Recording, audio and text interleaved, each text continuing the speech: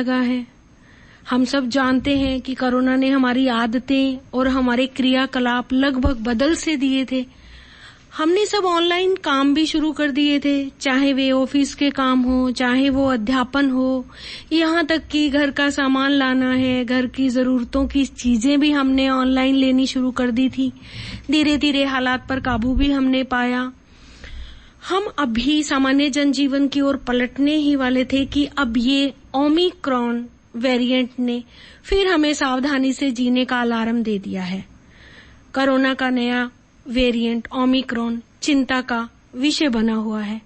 अब खबर ये है कि दिल्ली के LNGP अस्पताल में ओमिक्रॉन के 4 अन्य मरीजों को भी भर्ती कराया गया है और यहाँ कल भी 8 मरीज भर्ती किए गए। उनका सैंपल जीनोम सीक्वेंसिंग के लिए भेजा गया है और इन 4 में से 2 लोग, जो एक फ्रांस से आया था और एक UK से आया था और एक नीदरलैंड से आया था। कोरोना वायरस के ये नए वेरिएंट ओमिक्रॉन ने महामारी से जूझ रही दुनिया में स्वास्थ्य को लेकर और चिंता बढ़ा दी है। विश्व स्वास्थ्य संगठन ने इसे चिंताजनक बताया है और है भी ये चिंता की बात। कर्नाटक के स्वास्थ्य मंत्री डॉक्टर के सुधाकर के अनुसार कोविड का यह नया वेरिएंट डेल्टा जितना खतरनाक नहीं है। इसमें लोगों को बेचैनी और उल्टी की दिक्कतें होती हैं और कभी-कभी नाड़ी की गति भी बढ़ जाती है। स्वाद और गंध का अनुभव इसमें बना रहता है। जिन लोगों को ये हुआ है उन्होंने बदन दर्द और सिर दर्द जैसी शिकायतें बताई हैं।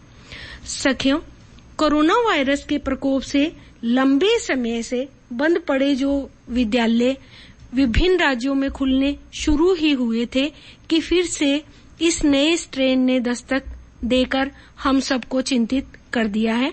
हमें जरूरत है फिर से सावधानी रखने की। इसलिए मास्क का प्रयोग नियमित तौर पर अब हमें दोबारा से शुरू कर देना चाहिए। घर से बाहर जाते वक्त हमें मास्क रखना ही होगा। बच्चे थोड़े लापरवाह होते हैं, उनको ये सब फिर से समझाना होगा और कोविड उपयुक्त व्यवहार का सख्ती से पालन करना पड़ेगा। अगर हम सावधानी रखेंगे तो फैलने की गुंजाइश कम होगी और कोई बाहर से मिलने वाले या रिश्तेदार दूर दराज से आते हैं तो हमें वो सब दूरी बना के रखनी है और सैनिटाइजेशन का पूरा ध्यान रखना है। बच्चे अगर विद्यालय जाते हैं तो मास्क का प्रयोग करना ही करना है और घर आकर साबुन से हाथ धोने ही धोने हैं और जो भी सावधानियां कोरोना